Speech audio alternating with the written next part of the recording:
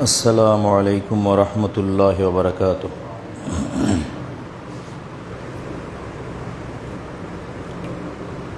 الحمد لله نحمده ونستعينه ونستغفره ونؤمن به ونتوكل عليه ونعوذ بالله من شرور أنفسنا ومن سيئات أعمالنا من يهده الله فلا مضل له ومن يضلله فلا هادي له ونشهد أن لا إله إلا الله وحده لا شريك له ونشهد أن سيدنا ونبينا ومولانا محمدا عبده ورسوله أما بعد فقد قال الله تعالى عز وجل في كلامه المجيد وفرقانه الحميد في شان حبيبه ونبيه مخبرا وآمرا إن الله وملائكته يصلون على النبي يا أيها الذين آمنوا صلوا عليه وسلموا تسليما صلى الله على محمد وآله وأصحابه وسلم صلى الله على سيدنا محمد وآله وأصحابه وسلم بلغ العلا بكماله كشف الدجى بجماله حسنت جميع خصاله صلوا عليه وآله إن نلتيا ريح الصباح يوما إلى أرض الحرم بلغ سلامي روضة فيها النبي المحترم بلغ العلا كشف الدجى بجماله حسنت جميع خصاله صلوا عليه وآله أكبادنا مجروحة من صيف هجر المصطفى طوبى لأهل بلدة فيها النبي المحتشم بلغ العلا بكماله كشف الدجى بجماله حسنت جميع خصاله صلوا عليه وآله أما بعد मोहतरम हाज़रीन कराम,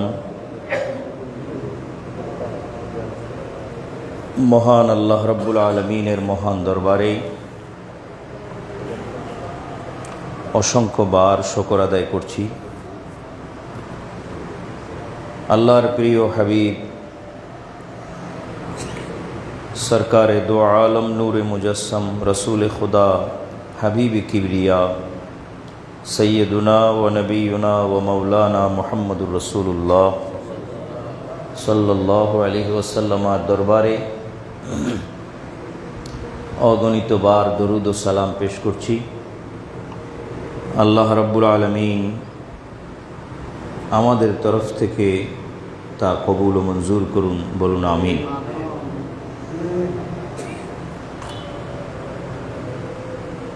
মাহে রমজানুল মুবারক রহমত বরকত ও নাজাতের এই মাসে আমরা বরাবর মধ্যভাগে এসে উপস্থিত হয়েছি। আজকের এই জুমাবার পবিত্র রমজান শরীফের বরাবর মাঝখানে, আর বাকি যে কয়টা দিন আল্লাহ এই মাসের রেখেছেন, আল্লাহর দরবারে আশা রাখি, দোয়ার মাধ্যমে আল্লাহর দরবারে আরজ করি আল্লাহ যেন আমাদের সমাপ্তিটা অত্যন্ত সুন্দরভাবে বেহেশতি পরিবেশে এই বরকতময় মাসকে বিদায় দেওয়ার তৌফিক আল্লাহ আমাদের দান করুন, আমিন। নানান ধরনের ইবাদতের সমষ্টি এই বরকতময় মাসে। এই মাসে আল্লাহর সন্তুষ্টি অর্জনের সবচেয়ে উৎকৃষ্ট উপায় হচ্ছে সিয়াম সাধনা। আল্লাহর সন্তুষ্টি লাভের উৎকৃষ্ট উপায় সিয়াম সাধনা, যেটা আল্লাহ ফরজ করেছেন। এরপরে আল্লাহর সন্তুষ্টি অর্জনের উপায় কিয়ামুল লাইল, যেটাকে রাসূল সাল্লাল্লাহু আলাইহি ওয়াসাল্লাম সুন্নত করেছেন। আল্লাহ নবী ইরশাদ করেন, ফরাদাল্লাহু সিয়ামাহু ওয়া সানানতু লাকুম কিয়ামাহু। আল্লাহ তাআলা এই মাসের রোজাকে ফরজ করেছেন, আর আমি নবী এই মাসে কিয়ামুল লাইলকে সুন্নত করেছি। উপায় আল্লাহর সন্তুষ্টি লাভের এই মাসে শেষ নাই, অনেকগুলি।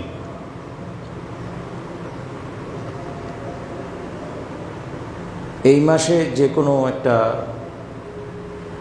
নফল ইবাদত, কল্যাণমূলক কাজ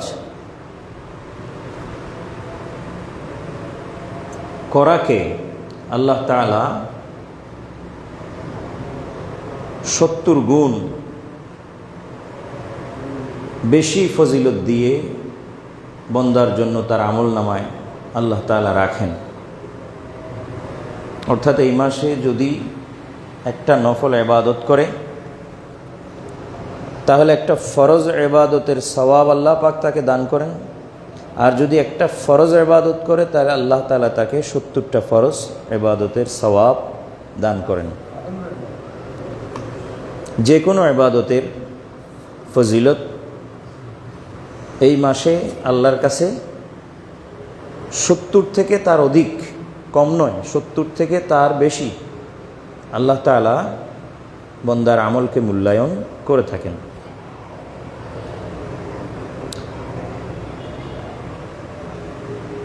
এই মাসে আল্লাহর সন্তুষ্টি অর্জনের উপায়ের মধ্যে এটাও আছে যে আল্লাহর রাস্তায় নিজেদের মাল ব্যয় করা, খরচ করা।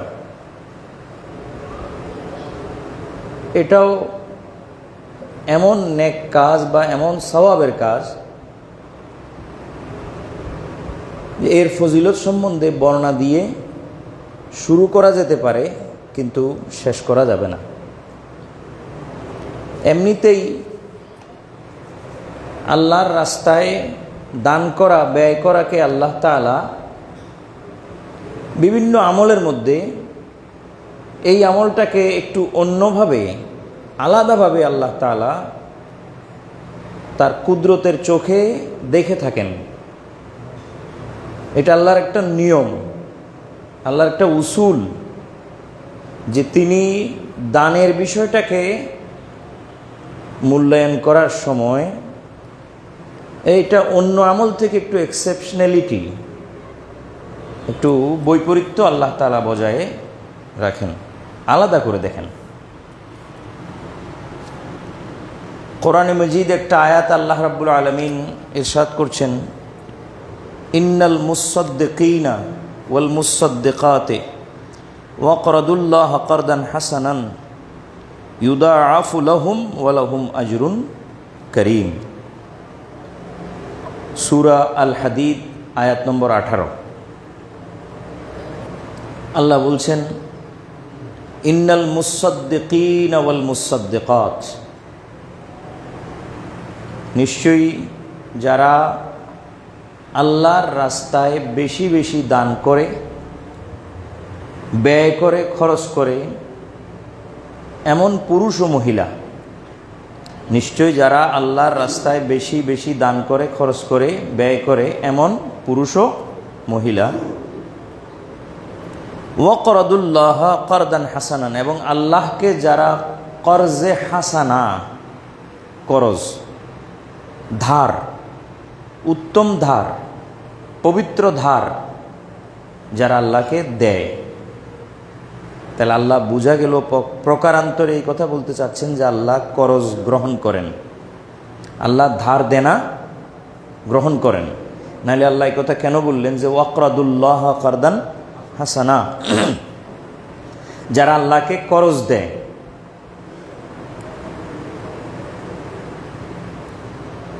আল্লাহ বলেন কি, ইউদাআফু লাহুম, তাদের জন্য আল্লাহ তাআলার পক্ষ থেকে যখন তাদের করজ পরিশোধ করার সময় আসে, তখন আল্লাহ তাআলা দ্বিগুণ তাদেরকে দান করেন। সুবহানাল্লাহ বলার দরকার ছিল যদি বুঝে থাকেন। আল্লাহকে যারা করজ দেয়, ওই করজ যখন আল্লাহ পরিশোধ করেন, তখন আল্লাহ কি করেন? দ্বিগুণ দান করেন। যখন আল্লাহ দেন তখন সুদ হয় না, কিন্তু এই একই জিনিস যখন মানুষ ডবল করে বা একটা নির্দিষ্ট হারে অতিরিক্ত দিতে যায়, তখন কি হয়ে যায়? সুদ হয়ে যায়। আর আল্লাহ যখন দেন তখন কি হয় না? সুদ হয় না। আল্লাহটা হলো ফজল। আল্লাহ যেটা করেন সেটার নাম ফজল। একই কাজ বন্দা করলে রেবা, সুদ হয়ে যাবে।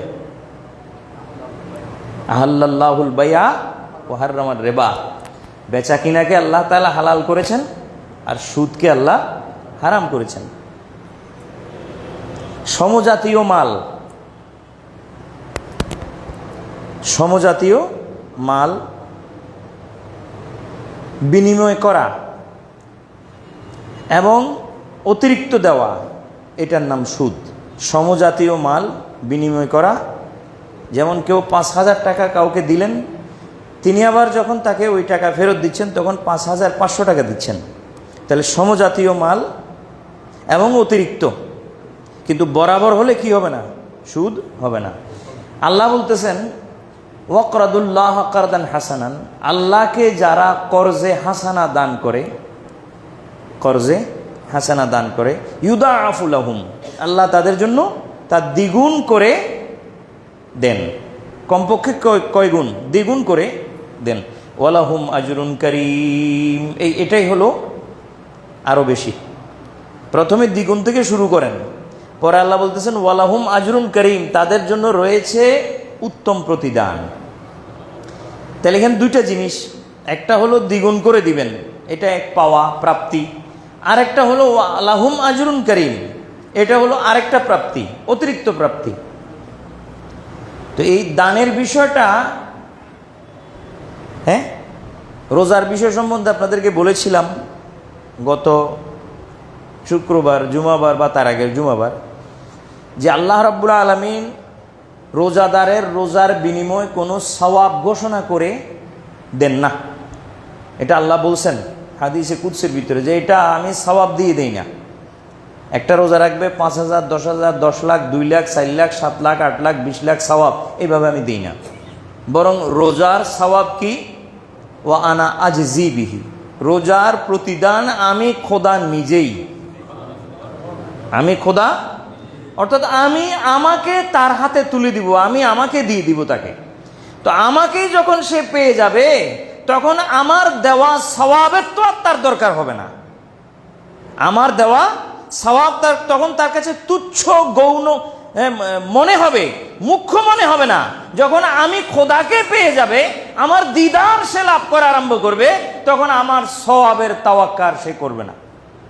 এই জন্য আমি নিজেই এই রোজার প্রতিদান, ঠিক একইভাবে দানের প্রতিদানে আল্লাহ বলতেছেন দানের প্রতিদানটা ইউদাআফ লাহুম। অন্য আয়াতে সূরা বাকারা সম্ভবত, মাসালুল্লাযীনা ইউনফিকুনা আমওয়ালাহুম ফি সাবিলিল্লাহি কামাসালি হাব্বাতিন আনবাতাত, এই আয়াতে আল্লাহ শেষ দিকে বলেন ওয়াল্লাহু ইউদাইফু লিমান ইয়াশাউ ওয়াল্লাহু ওয়াসিউন আলিম। একই কথা, ইউদাআফ লাহুম যে কথা, ওয়াল্লাহু ইউদাইফু লিমান ইয়াশাউ, আল্লাহ তাআলা যাকে চান তাকে দ্বিগুণ, 700 থেকে দ্বিগুণ, 700 দ্বিগুণ কত হয়? 1400। আল্লাহ বলেন ওয়াল্লাহু ইউদাইফু লিমান ইয়াশাউ ওয়াল্লাহু ওয়াসিউন আলিম।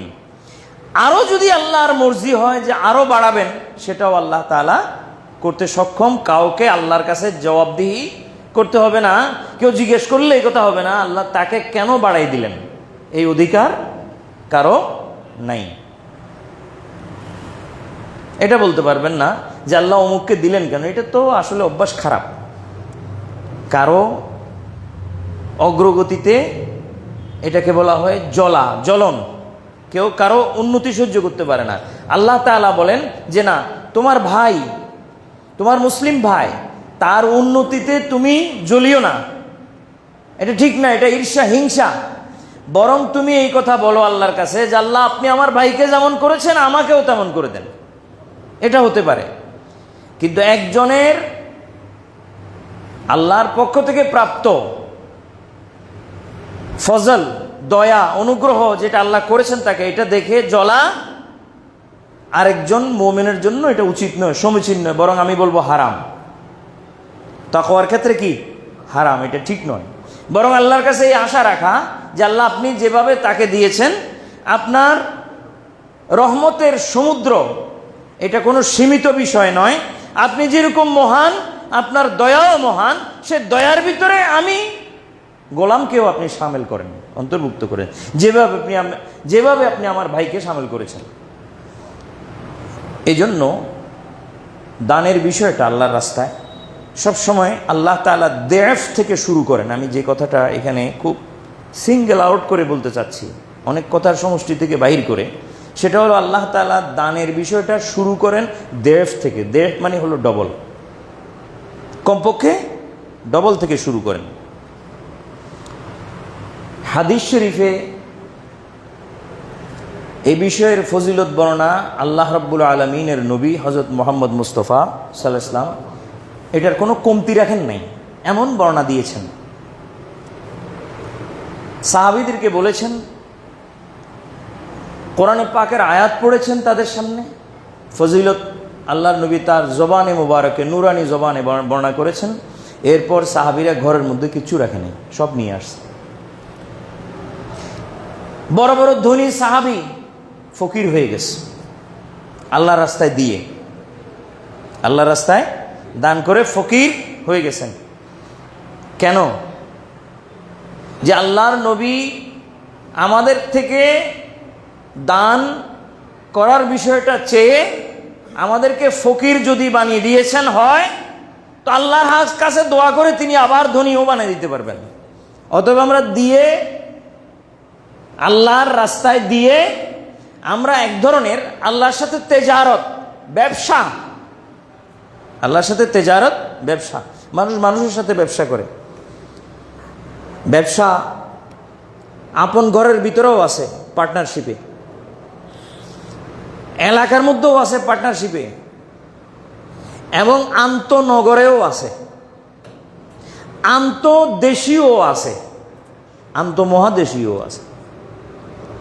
ব্যবসা ছড়াতে ছড়াতে এক মহাদেশ থেকে আরেক মহাদেশ যেতে পারে, যায়, এবং সারা দিন সারা রাত ট্রানজ্যাকশন হয়, লেনদেন হয়, ট্রেড হয়। সারা দুনিয়ার ব্যবসার সম্বন্ধে আপনাদের ভালো জানা আছে যে কে কত পটু ব্যবসার মধ্যে। কিন্তু আল্লাহ একটা ব্যবসার কথা বলতেছেন যেটা কোরআনে পাকে ইরশাদ হয়েছে, তিজারাতান লান তাবুরা, এমন ব্যবসা যে ব্যবসার মধ্যে কি নেই, লোকসান নেই। সারা দুনিয়ার ব্যবসার মধ্যে লোকসান আছে, লাভ আছে, যেরকম লোকসানও আছে। এমন কোনো বাপের বেটা দুনিয়ায় নাই যে এই কথা বলতে পারবে যে আমি সারা দুনিয়ার এদিক থেকে সেদিকে মালামাল নিয়ে ব্যবসা করেছি, ট্রানজ্যাকশন করেছি, লেনদেন করেছি, মাল এক্সপোর্ট ইম্পোর্ট করেছি, সারা জীবনে কোনোদিন কোথাও বিন্দুমাত্র লস আমি ভোগ করিনি, এই কথা কোনো বেটা বলতে পারবে না। কিন্তু একমাত্র আল্লাহ বলতেছেন ইয়ারজুনা তিজারাতান লান তাবুরা, তারা এমন এক ব্যবসার দিকে, আল্লাহ বলতেছেন আমার সাথে যারা তেজারত করে, আমি আল্লাহর সাথে যারা ব্যবসা করে, এমন এক ব্যবসার দিকে তারা আসছে, তেজারাতান লান তাবুরা, লান শব্দ আনছেন, লান তাকিদের শব্দ, দৃঢ়তার শব্দ, যে এমন ব্যবসা যে ব্যবসায় কখনোই, তর্জমা হবে কি, তর্জমা হবে কখনোই লোকসান হয় না। এবার বুঝেন আল্লাহর সাথে তেজারত করাটা কতটুকু ফায়দাদায়ক, লাভবান একজন ব্যক্তি। ইরশাদ হচ্ছে হাদিসে, হযরত আনাস বিন মালিক রাদিয়াল্লাহু তাআলা হাদিস রওয়ায়াত করেন, হুজুর আকরাম জনাবে মুহাম্মদুর রাসূলুল্লাহ সাল্লাল্লাহু আলাইহি ওয়াসাল্লাম ইরশাদ করেন, একটা সৃষ্টি তত্ত্ব রাসূল সাল্লাল্লাহু আলাইহি ওয়াসাল্লাম সাহাবাদেরকে শুনালেন, আল্লাহর সৃষ্টি কৌশল, হ্যাঁ, পৃথিবীর। হুজুর ইরশাদ করেন, লাম্মা খালাকাল্লাহুল আরদা জাআলাত তামিদু ফাখালাকাল জিবালা ফাকালা বিহা আলাইহা ফাস্তাকাররাত ফাতাআজ্জাবাতিল মালাইকাতু মিন শিদ্দাতিল জিবাল। আল্লাহ তাআলার সৃষ্টি কৌশল, আল্লাহ তাআলা দুনিয়ার সৃষ্টি, পৃথিবীর সৃষ্টি কোত্থেকে করেছেন আপনারা কি জানেন? হয়তো জানেন না বা জানেন। আল্লাহ রাব্বুল আলামিন সর্বপ্রথমে একটা মুক্তা সৃষ্টি করছেন, সেই মুক্তা থেকে আল্লাহ তাআলা পানির প্রস্রবণ বের করেছেন, ফোয়ারা, হ্যাঁ, পানির ফোয়ারা, ফাউন্টেইন অফ ওয়াটার বের হতে আরম্ভ হয়। পানি বের হতে হতে হাজার হাজার বছর পানি বের হয়ে এই যে পৃথিবী, এটা পুরাটা পানিতে ভরে গেছে। পানিতে কি একদম পুরা পানি, এই যে মহাসাগরগুলো, 7 মহাসাগর যেটা, এটা সৃষ্টি হয়েছে পানি আর পানি, পানি আর পানি, একটা মুক্তা থেকে বের হয়েছে, একটা স্টোন থেকে বের হয়েছে।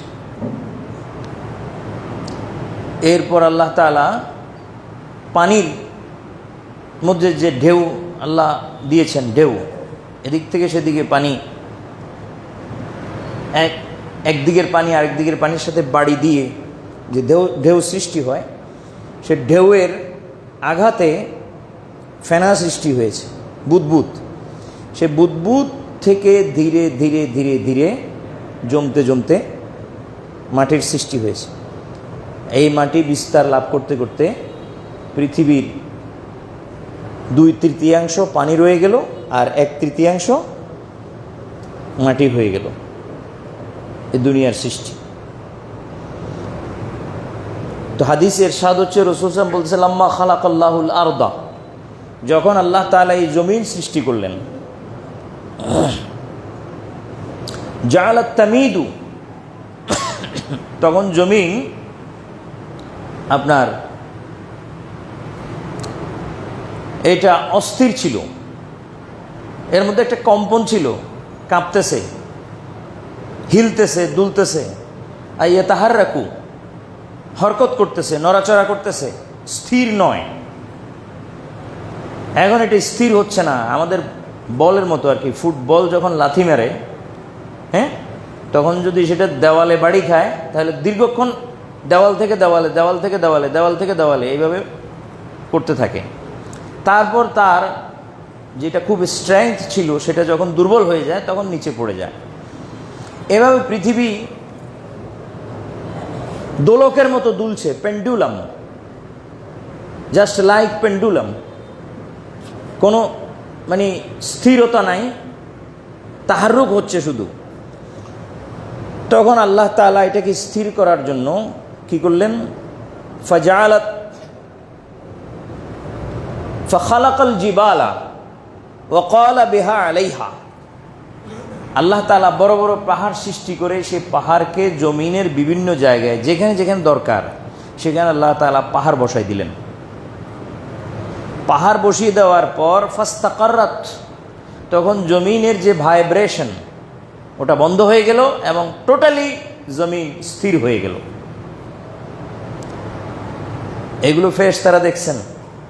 দেখার পর তাদের বুঝে আসছে যে জমিন থেকে, পৃথিবী থেকে পাহাড়ের ওজন বেশি এবং পাহাড় পৃথিবীকে স্থির করতে পারে এইরকম একটা বস্তু।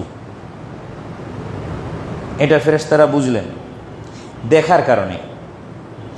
এবং আল্লাহ তাআলা এই অন্য আয়াতে, কোরআনে পাকের অন্য আয়াতে, যেমন আয়াতটা হচ্ছে ওয়াজআলনাল জিবালা আওতাদা, মানে কি? মানে হচ্ছে আমি পাহাড়গুলোকে জমিনের জন্য পেরেক হিসেবে জমিনের উপর রাখছি। পেরেক পেরেক মেরে দিয়েছেন আল্লাহ। কাঠের সাথে কাঠ জোড়া দিতে হবে, কি মারতে হবে? পেরেক মারতে হবে। আল্লাহ তাআলা জমিনকে পেরেক মেরে দিয়েছেন কিসের দ্বারায়? পাহাড়ের দ্বারায়। ওয়াজআলনাল জিবালা আওতাদা, আওতাদ মানে পেরেক। এবার কথা একদিক থেকে আরেক দিকে যাচ্ছে। মানুষদের মধ্যে কিছু লোক আছে যেগুলোকে আল্লাহর ভাষায় আওতাদ বলা হয়। গৌস, কুতুব, ওলি, আবদাল, আওতাদ, এই শব্দগুলো আপনারা শুনছেন। আওতাদ মানে হচ্ছে মানুষদের মধ্যে ওই মানুষ যেগুলো পেরেকের কাজ করে, পেরেক, এগুলো আল্লাহর পেরেক। যাক, ওদিকে কথা ভিন্ন দিকে প্রবাহিত হচ্ছে। মিন শিদ্দাতিল জিবাল, পাহাড়ের কাঠিন্য দেখে ফেরেশতারা আশ্চর্যান্বিত হয়েছে, অবাক হয়েছে যে এটা কি সৃষ্টি করলেন আল্লাহ, যে বিশাল জমিন এটা স্থির হয়ে গেল আল্লাহ তাআলা এগুলো বসিয়ে দেওয়ার কারণে। ইন্টারেস্টিং বিষয়, তারা আল্লাহকে জিজ্ঞেস করলেন যে ক্বালু ইয়া রাব্বি হাল মিন খালকিকা শাইউন আশাদ্দু মিনাল জিবালে ক্বালা নাআম আল হাদিদ, যে হে আল্লাহ, আপনার সৃষ্টির মধ্যে এর চেয়ে কোনো শক্তিশালী সৃষ্টি আর আছে কিনা যেটা পাহাড় থেকেও শক্তিশালী এবং পাহাড়কেও প্রতিহত করতে পারে? এ ধরনের কোনো সৃষ্টি আমরা দেখলাম যে জমিনকে প্রতিহত করার জন্য আপনি পাহাড় বানালেন। কিভাবে প্রতিহত করলো? যে পাহাড় বসিয়ে দিলেন, জমিন স্থির হয়ে গেল, নড়াচড়া বন্ধ হয়ে গেল। এখন পাহাড় থেকে শক্তিশালী কোনো আপনার সৃষ্টি আপনি রাখছেন কিনা? আল্লাহ বলেন হ্যাঁ আছে। কি সেটা? আল হাদিদ। হাদিদ মানে কি? লোহা। পাহাড়ের সামনে আপনি লোহা নিয়ে যান আর মারতে থাকেন, পাহাড় কেটে টুকরো টুকরো হবে কিনা? জি, বড় বড় এক্সকাভেটর মেশিন নিয়ে পাহাড় কেটে সমতল ভূমিতে পরিণত করে ফেলে 2 ঘন্টা লাগে। পাহাড় কেটে টুকরা টুকরা টুকরা টুকরা করে এমন একটা অবস্থায় আনে, এমন একটা শেপ দেয় যে এখানে কোনো সময় পাহাড় আসিল তার অস্তিত্ব রাখে না। তাহলে বোঝা গেল কি পাহাড় থেকে শক্তিশালী লোহা। আল্লাহ বলেছেন কোরআনে মজিদে ওয়ানজালনাল হাদিদা ফীহি বাসুন শাদীদ। আমরা মনে করেন লোহা মনে হয় পৃথিবীর সৃষ্টি, না, লোহা আসমান থেকে আল্লাহ তাআলা নাজিল করছেন। আল্লাহ বলতেছেন ওয়ানজালনাল হাদিদা, হাদিদ কোত্থেকে নাজিল করা? ফীহি বাসুন শাদীদ, তাতে কঠিন শক্তি আছে। আল্লাহ বলতেছেন লোহাতে কি আছে? কঠিন শক্তি আছে। হ্যাঁ, এরপর ফেরেশতারা জিজ্ঞেস করেন ক্বালু ইয়া রাব্বি হাল মিন খালকিকা শাইউন আশাদ্দু মিনাল হাদিদ, যে হে আল্লাহ, এই লোহা থেকে আবার শক্তিশালী কোনো কিছু সৃষ্টি করছেন কিনা? এদের তো কৌতূহল হচ্ছে, কিউরিওসিটি হচ্ছে, বারবার প্রশ্ন করতেছে, একটা উত্তর দিচ্ছেন আল্লাহ, সেটার পরে আবার আরেকটা প্রশ্ন, এগুলো সম্পূরক প্রশ্ন আসতেছে। হ্যাঁ, এগুলো সাপ্লিমেন্টারি কোশ্চেন হচ্ছে আল্লাহর জন্যে ফেরেশতাদের পক্ষ থেকে, একটার পর একটা। জিজ্ঞেস করলেন যে আল্লাহ, লোহা থেকে শক্তিশালী কোনো কিছু আপনার সৃষ্টি আছে কিনা? ক্বালা নাআম আন-নার। ফেরেশতাদেরকে আল্লাহ বললেন যে হ্যাঁ আছে। সেটা কি? সেটা আগুন। যে এত বড় লোহা হইবে হোক, যারা নাকি পাহাড় কাটি গোটা দুনিয়া সমান করে দেয়, এদেরকে যদি এগুলোকে যদি আগুনে দেওয়া হয় তো লোহা পানি হয়ে যাবে। লোহাকে যেমন তেমন করা যাবে। লোহাকে যদি আপনি নমনীয় করতে হয় তো কি করতে হবে? আগুনে দিতে হবে না? আগুনে দিলে লোহা কি হয়ে যাবে? একদম পানির মতো হয়ে যাবে, গ্লাসের মধ্যে ঢালতে পারবেন, এরকম নরম হয়ে যাবে পানি। হবে কি না? হবে। এবং যা ইচ্ছে আপনি বানাতে পারবেন, যে কোনো শেপে, যে কোনো আপনার অ্যাজ ইউ লাইক, আপনার পছন্দ অনুযায়ী যে কোনো শেপে লোহাকে আকৃতি দিতে পারবেন, যেগুলো সাধারণত ডায়া বা ডাইসের মধ্যে রেখে করা হয়। তাই বোঝা গেল আগুন লোহা থেকে কি শক্তিশালী। ক্বালু ইয়া রাব্বি হাল মিন খালকিকা শাইউন আশাদ্দু মিনান নার। হে আল্লাহ, এর চেয়ে শক্তিশালী, এর চেয়ে কিসের চেয়ে বলেন না? হ্যাঁ, আগুনের থেকে, আগুনের থেকে শক্তিশালী কোনো সৃষ্টি আপনার আছে কি না? তখন আল্লাহ বলেন হ্যাঁ অবশ্যই আছে, থাকবে না কেন? সেটা কি? আল মা, পানি। যেমন আগুন হবে হোক, আপনি পানি ঢালি দেন, আগুন শেষ। তাহলে এগুলো একটা থেকে একটা গ্র্যাজুয়াল প্রসেসে একটা থেকে একটা শক্তিশালী। জমিন থেকে শক্তিশালী পাহাড়, পাহাড় থেকে শক্তিশালী লোহা, লোহা থেকে শক্তিশালী আগুন, আগুন থেকে শক্তিশালী পানি। আহা, পানির যে কত বড় শক্তি! এক ফোঁটা চোখের পানি জাহান্নামের আগুনকে নিভিয়ে দেয়, আছে না হাদিস শরীফে? পানির শক্তি। আল্লাহর নবী ইরশাদ করেন, মাছির মাথার মতো এই সাইজের এক ফোঁটা পানি যদি চোখ থেকে বের হয়ে নিচের দিকে না যায়, এখনো গড়াই নাই, এখনো মুখে রয়েছে চোখের পাতায়, আল্লাহ তাআলা এই এতটুকুন বের হওয়ার কারণেও তাকে তার জীবনের সমস্ত গুনাহ, সমুদয় গুনাহ আল্লাহ মাফ করে দিতে পারেন। এরপর ফেরেশতারা আবার জিজ্ঞেস করেন, ক্বালু ইয়া রাব্বি হাল মিন খালকিকা শাইউন আশাদ্দু মিনাল মা। যে এই পানি থেকে শক্তিশালী আপনার আর কোনো সৃষ্টি আপনি পয়দা করেছেন এমন কি আছে? ক্বালা নাম আর রিহ। আল্লাহ তাআলা ইরশাদ করেন, হ্যাঁ আছে তো। সেটা কি? সেটা বাতাস। যেমন পানি হবে হোক, বাতাসের কাছে আসলে সেটাও বাতাসের সাথে মিশে শুকিয়ে যাবে, ঠিক কি না? একদিকের পানি আরেক দিকে নিয়ে যায় বাতাসের ঠেলে। সমুদ্রের মধ্যে যে তরঙ্গের সৃষ্টি হয়, সেই তরঙ্গ কিসে ঠেলে বলেন? বাতাসে। তাহলে বুঝা গেল পানি থেকে শক্তিশালী কি? বাতাস। এরপর আল্লাহর ফেরেশতারা জিজ্ঞেস করলেন, ক্বালু ইয়া রাব্বি হাল মিন খালকিকা শাইউন আশাদ্দু মিনার রিহ। ক্বালা নাম। সেটা কি? ইবনু আদম তাসাদ্দাকা বিসাদকাতিন বিয়ামিনিহি ইউখফিহা মিন শিমালি। যে এটার থেকে শক্তিশালী হলো বনি আদম যদি আল্লাহর রাস্তায় গোপনে দান সৎকা করে, ডান হাতে এমনভাবে দেয় যেন বাম হাতেও খবর না পায় যে ডান হাতে কি দিয়েছে, সেটা বাতাস থেকেও শক্তিশালী। যেমন বাতাস হবে হোক না কেন, দান সৎকা সকল প্রকারের বাতাস সমেত বলা মুসিবতকে বন্ধ করে বান্দাকে সম্পূর্ণরূপে মুসিবত মুক্ত করে দেয়। জোরে বলবেন সুবহানাল্লাহ। এটা হলো তেজারাতে লান তাবুর। as-sadaqatu তারুদ্দুল বালাআ।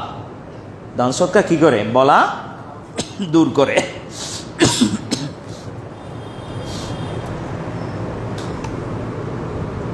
আল্লাহু আকবার।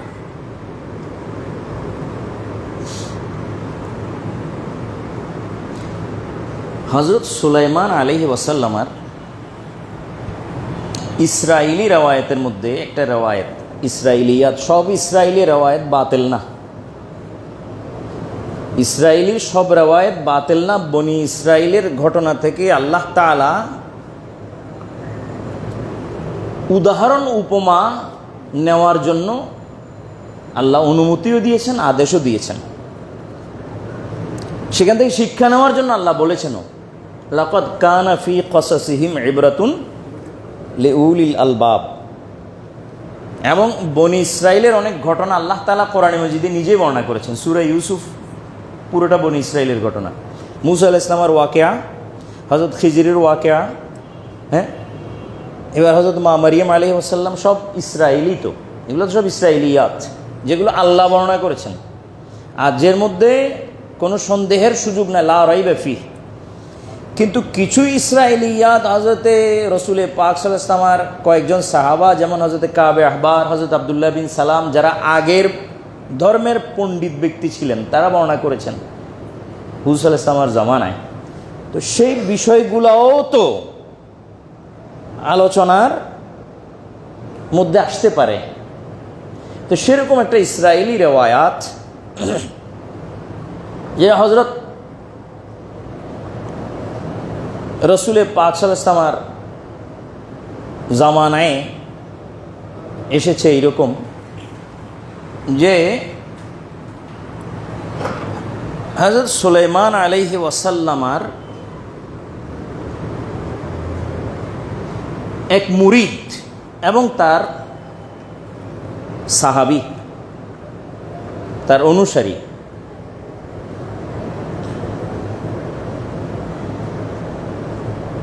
তার ঘরের চালে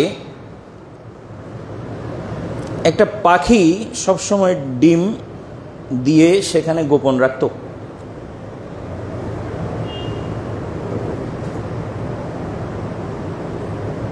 তো এখন এই লোক সবসময় পাখির ডিম সে নিয়ে খেয়ে ফেলতো।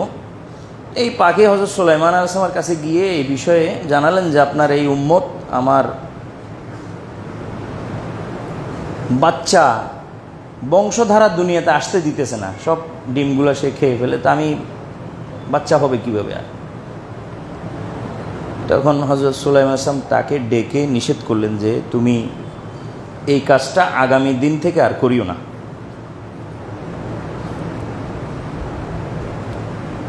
যথারীতি বাসায় চলে আসছেন। এরপরে তিনি আবার ডিম নিয়ে খেয়ে ফেলছেন। এই পাখি আবার গিয়ে বিচার দিয়েছেন যে আপনি বললেন তো, সে শুনলো না, সে তো আবার খেয়ে ফেলছে। তখন তিনি আবার ডাকাইছেন, তোমার নিষেধ করলাম না, তুমি এই কাজ বারবার করলে, তা আমার কথা শুনলে কোথায়? তখন তিনি শেষবারের মতো বললেন যে এইবার যদি বিষয় আমার হুকুমের ব্যত্যয় ঘটে তাহলে এর শাস্তি হবে, যাও। কিন্তু এবারও লোভ সামলাইতে পারে নাই, আবার সে। তখন হযরত সুলাইমান আলাইহিস ওয়াসাল্লাম দুইজন জিনকে মুকাররার করে দিলেন, বললেন যাও এই মিয়ার বাসায় যাও, গিয়ে এরবার পরে যখন সে এটা করতে যাবে, আমার হুকুম অমান্য করতে যাবে, তখন এরে নিয়ে আলগাইয়া এমনভাবে মেলা মারবে যে কোথায় গিয়ে পড়ে এটা যেন তোমাদের খবর না থাকে, মেলা মারি দিবে। সোজা কথা শুনে না।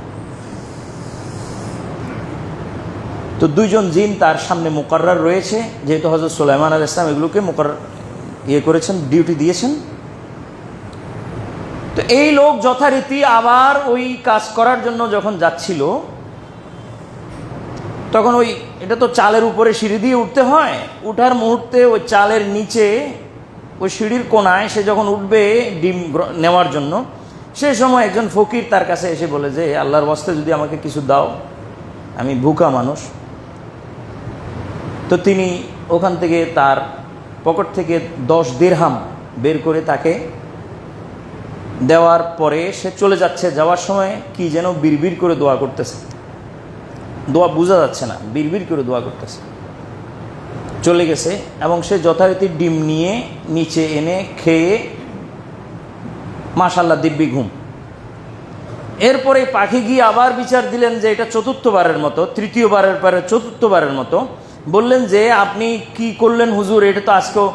তখন তিনি জিনদেরকে ডাকলেন যে তোমাদেরকে মুকাররার করেছিলাম, তোমাদেরকে ডিউটি দিয়েছিলাম, কি হলো তোমরা আমার ডিউটি পালন করলে না, যে এই লোক তো ডিম আবার খেয়ে ফেললো। তখন এই জিনেরা হযরত সুলাইমান আলাইহিস সালামকে বলেন যে হুজুর আপনার আদেশ পালনার্থে যখন আপনি আদেশ দিয়েছেন যথারীতি দাঁড়িয়েছিলাম, কিন্তু আল্লাহর কি মর্জি, এই লোক আজকে ডিম নেওয়ার জন্য উপরে ওঠার সময় এক ভিক্ষুক চলে আসে তার কাছে, তিনি তার হাতে 10টা দেরহাম তুলে দিলেন। এরপর এই মহিলা বা পুরুষ যিনি ছিলেন মিসকিন, ইনি যাওয়ার সময় দোয়া করতেছেন, আল্লাহ বালা মুসিবত তো দূর করো এবং তার হায়াতেও এজাফা করো। এটা দোয়া করতে করতে সামনের দিকে চলে গেছেন। এমন সময় সে যখন উপরে উঠে, আমরাও তাকে নিয়ে আলগায় ফেলে দেব, এই অবস্থায় 2জন ফেরেশতা আসে আমাদেরকে আলগায় উপর দিকে উঠে নিয়ে গেছেন। এটা ইসরায়েলি রওয়ায়াত, কিন্তু এর মধ্যে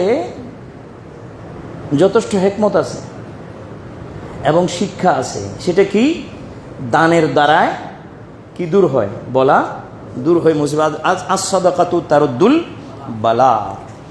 হযরত আলী রাদিয়াল্লাহু তাআলা, এটা কিন্তু আবার ইসরায়েলি রওয়ায়াত না। এখন যেটা বলতেছি, হযরত আলী রাদিয়াল্লাহু তাআলা আনহু বের হয়েছেন মা ফাতেমা জাহরা রাদিয়াল্লাহু তাআলা আনহার ব্যবহৃত একটা পোশাক তিনি বিক্রি করে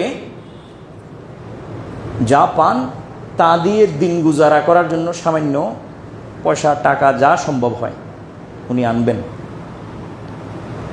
খারাজা আলিয়ু রাদিয়াল্লাহু আনহু ইয়াবিউ ইজারা ফাতেমা রাদিয়াল্লাহু তাআলা আনহা।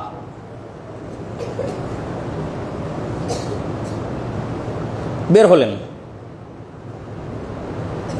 ফারাআ সাইলান, রাস্তায় ভিক্ষুক দেখলেন। আর রসুলের পাক সাল্লাল্লাহু আলাইহি ওয়াসাল্লামের ঘরানার সামনে ভিক্ষুক সবসময় থাকতো। আল্লাহর নবীকে আল্লাহ রাব্বুল আলামিন ইরশাদ করেছেন, ওয়া আম্মা সাইলা ফালা তানহার। বুঝে আসেনি ভাই? ওয়া আম্মা সাইলা ফালা তানহার। এক সাহাবী রসুল সাল্লাল্লাহু আলাইহি ওয়াসাল্লামকে এক ছোড়া আঙ্গুর এনে দিলেন। ওনার মনে চাইলো যে আমার এই গাছের আঙ্গুরটা হুজুর নবী মুহাম্মদ রাসূলুল্লাহ সাল্লাল্লাহু আলাইহি ওয়াসাল্লামকে আমি খাওয়াবো, এই মনে করে তিনি এক ছোড়া আঙ্গুর এনে দিলেন। আঙ্গুর রাসূল সাল্লাল্লাহু আলাইহি ওয়াসাল্লাম গ্রহণ করলেন।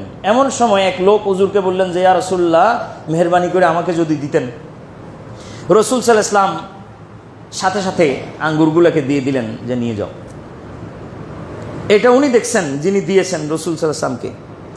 তিনি আবার দরজার আড়ালে গিয়ে ওই আঙ্গুর তার থেকে কিনে নিয়েছেন, আবার কিনে নিয়ে রসুল পাক সাল্লাল্লাহু আলাইহি ওয়াসাল্লামের কাছে এনে আবার হাদিয়া করছেন। কারণ ওনার এটা উনি তয় করে আসছেন যে এগুলো আমি হুজুরকে খাওয়াবো।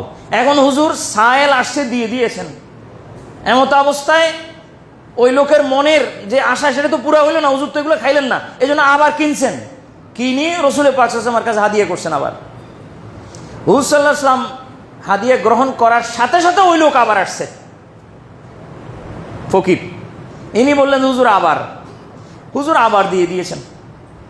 এই লোক আবার গিয়ে কিনছেন, এটা দ্বিতীয়বার কিনে আবার রসুল পাক সাল্লাল্লাহু আলাইহি ওয়াসাল্লামকে হাদিয়া করছেন। এই লোক আবার আসছেন, এসে হুজুরকে বলছে, হুজুর আবার দিয়ে দিয়েছেন। কততম বার এটা? তৃতীয়বার।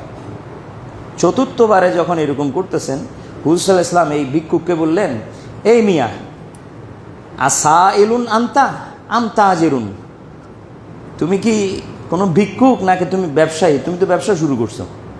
কি শুরু করছো? এই মিয়া বারবার হাদিয়া করে টাকা দিয়ে কিনে তোমার থেকে, আবার তুমি চাওয়ার জন্য চলে আসো, তো এগুলো এটা কি ধরনের কাজ? তুমি কি শুরু করছো? তখন এই আয়াত নাজেল হয়েছে, ও আম্মা সাইলা ফালা তানহার।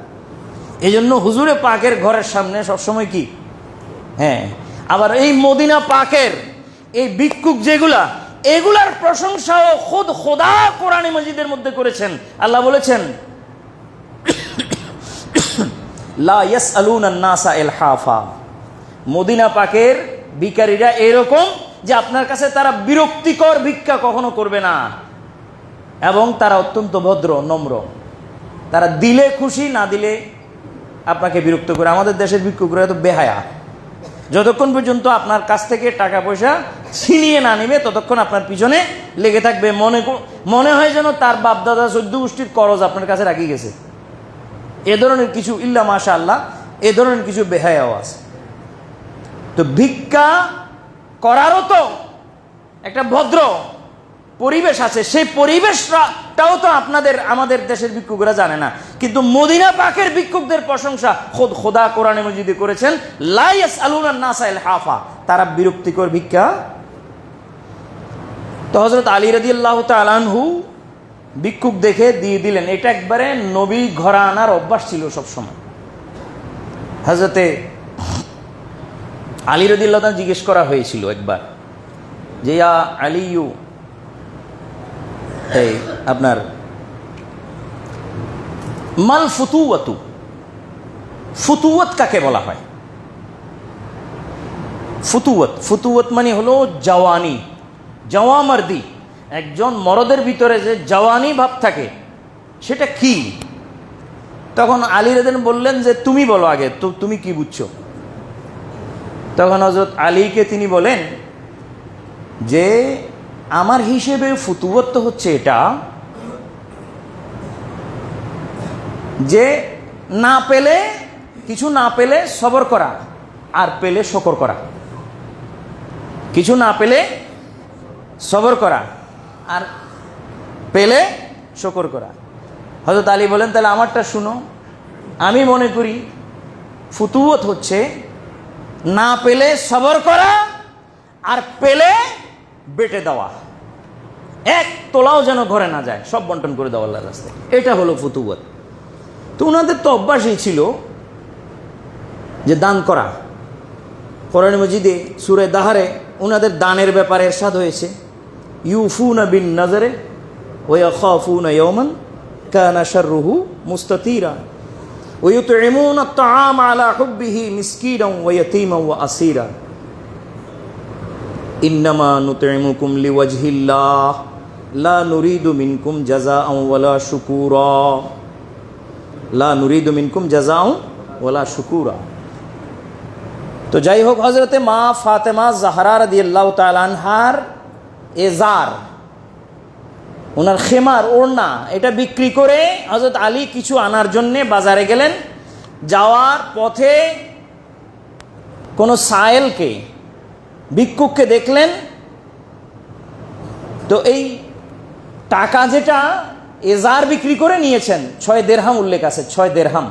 এই 6 দেরহাম নিয়ে আসতেছিলেন, বাড়িতে এনে কিছু কিনে ঘরের জন্য খানা পানির ব্যবস্থা করবেন। এই 6 দেরহামেই উনার আজকের দিনের সম্বল। এটা উনি বিক্রি করে এনেছিলেন। এটা সায়েলকে শেষ পর্যন্ত সায়েলের হাতে নজর করে দিয়েছেন, সায়েলকে দিয়ে দিয়েছেন। চাইছে ইয়া আবুল হাসানে, হে আবুল হাসান, মানে হযরত মাওলা আলী শেরে খোদা, যে আপনি আমাকে কিছু দেন। উনি দিয়ে দিয়েছেন,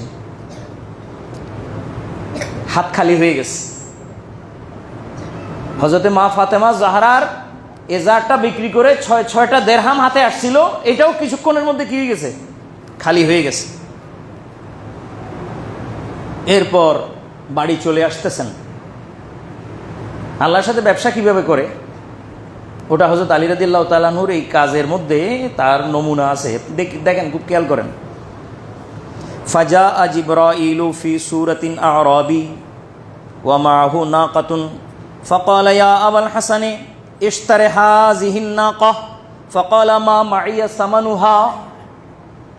হযরত আলী রাদিয়াল্লাহু তাআলা আনহুর সামনে হঠাৎ এক আরাবি বেদুইনের সুরতে হযরত জিবরিল আমিন এসে উপস্থিত।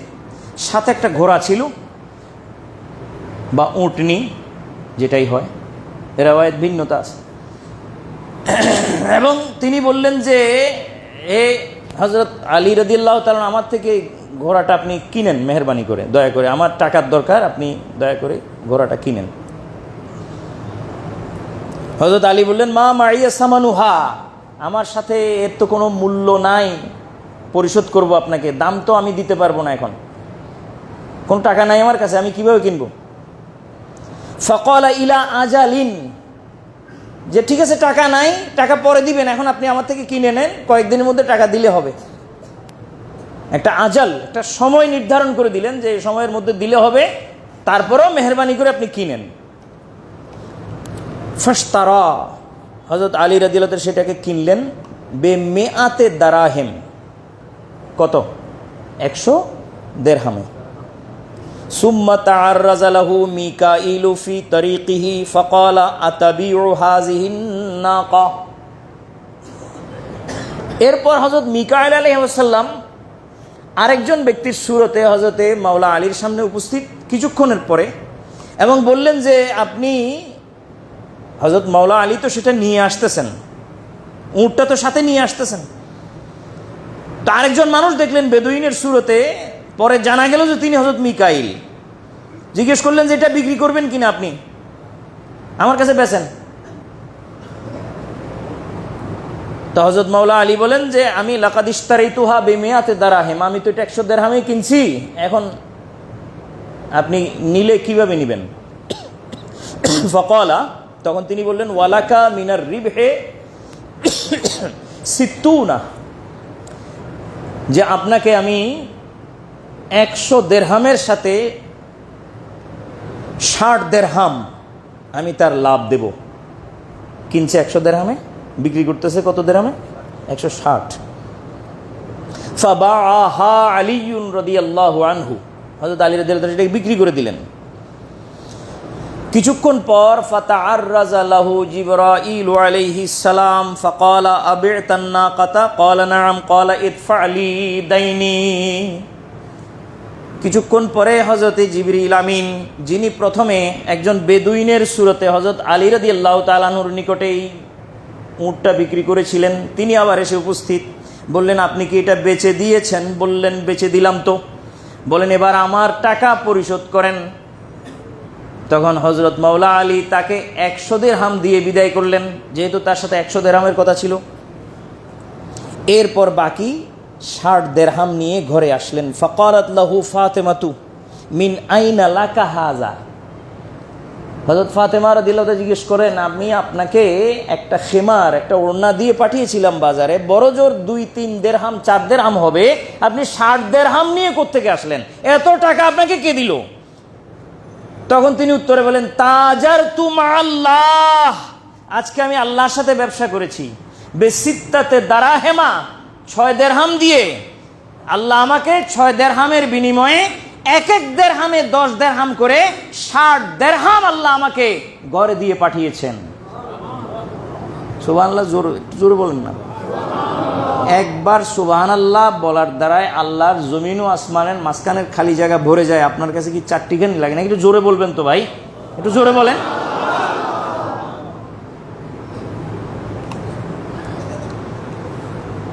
এটা হলো তেজারাতে লান তাবুর। হযরত আলী বলেন তাজারতু মাআল্লাহ, আমি আল্লাহর সাথে কি করেছি? তেজারত করেছি, ব্যবসা করেছি। খুদায়া, হযরত রাসূল পাক সাল্লাল্লাহু আলাইহি ওয়াসাল্লামের কাছে আসলেন। এসে পুরো ঘটনার বিস্তারিত বর্ণনা হযরত আকা করিম নবী মুহাম্মদুর রাসূলুল্লাহ সাল্লাল্লাহু আলাইহি ওয়াসাল্লামকে শুনালেন। শোনানোর পরে রাসূল সাল্লাল্লাহু আলাইহি ওয়াসাল্লাম বললেন فقال النبي صلى الله عليه وسلم البائع جبرائيل والمشتري ميكائيل والناقة لفاطمة تركبها يوم القيامة, যে তোমরা যা ওয়াকিয়া বর্ণনা করলে এর মধ্যে হযরত জিবরাইল আলাইহিস সালাম তিনি ওই বিক্রেতা ছিলেন হযরত জিবরাইল আলাইহি ওয়াসাল্লাম, আর ক্রেতা ছিলেন হযরত মিকাইল আলাইহিস সালাম, যেগুলোকে আল্লাহ তাআলা পাঠিয়েছেন হযরত আলীর জন্য। এবং ওই নাকা, ওই উটনিটা যেটা বেহেশতের মধ্যে, বেহেশতের চারণভূমিতে চড়তেছে, হযরত মা ফাতেমা জাহরা রাদিয়াল্লাহু তাআলা আনহা কিয়ামতের ময়দানে যেই উটনিটাতে চড়বেন, যেটাতে উঠে বসবেন এবং বেহেশতের দিকে যাবেন, সেটাকে আল্লাহ তাআলা ব্যবসার জন্য, তেজারতের জন্য আল্লাহ তাআলা হযরত আলী রাদিয়াল্লাহু তাআলার সামনে পাঠিয়ে দিয়েছেন। আল্লাহ তাআলা ইউদাআফ লাহু হাসানাতুন ইউদাআফ লাহুম, আল্লাহ কি বলেন? যারা আল্লাহকে করজ দেয়, করজে হাসানা, তাদেরকে আল্লাহ তাআলা দ্বিগুণ দান করেন। হাজিরিনে কেরাম, মাহে রমজানুল মুবারক, পবিত্র রমজান মাস, এমনিতেই মাসটা এমন যে খের ধরলে স্বর্ণ হয়ে যায়। কি হয়ে যায়? হাতে যদি খের লাগানো হয় স্বর্ণ হয়ে যায়। এটা এমনিই বরকতময় মাস। প্রতিটি রাত ও দিন আল্লাহ তাআলা এত মুতাবারক করেছেন, এত বরকত দিয়েছেন যে এখানে যে কোনো আমল, যেটা নেক আমল, শুধুমাত্র নফলের সওয়াব অর্জন হয় এমন, এটা যদি রমজান মাসে করে, মাসের বরকতে, সময়ের বরকতে, এটা ফরজের সওয়াবে পরিণত হয়। আমলটা ফরজ হয় না, কিসে হয়? সওয়াব, ফরজের হয়। নফল তো নফলই থাকবে, নফল ফরজ হবে কোত্থেকে, কিন্তু তার সওয়াব ফরজের হয়। আর যদি কোনো ফরজ কাজ তার দ্বারায় সাদের হয়, কোনো বান্দার দ্বারায়, এবং সেটা আল্লাহর সন্তুষ্টি লাভের উদ্দেশ্যে হয়, এবং তাতে কোনো গোলমাল না থাকে, তাহলে সেটা 70 গুণ বৃদ্ধি পায় কমপক্ষে। কত পক্ষে? কমপক্ষে। এটা মাস তো সেরকম, সে ধরনের মাস আল্লাহ তাআলা একমাত্র হযরত নবী মুহাম্মদুর রাসূলুল্লাহ সাল্লাল্লাহু আলাইহি ওয়াসাল্লাম উম্মতের জন্য আল্লাহ বরাদ্দ করেছেন। বলেছি না, হযরত মূসা আলাইহিস সালাম আল্লাহর সাথে কথা বলে, কালাম করে তিনি নিজেকে ধন্য মনে করছেন, এমন ধন্য যে আল্লাহ এই ধরনের ধন্য ওর আর কাউকে করছেন কিনা সেটা জিজ্ঞাসা করছেন। ইয়া রব্বে আকরামতানি বিতাকলিমে ফাহাল আতাইতা গায়রি, যে হে আল্লাহ, আপনি আমাকে সম্মানিত করেছেন আপনার সাথে কথা বলে, ফেরেশতা ছিল না মাঝে, আপনার সরাসরি কুদরতের জবান আমার কানে আমি শুনছি, তো এইরকম সম্মান আপনি আর কাউকে দিয়েছেন কিনা?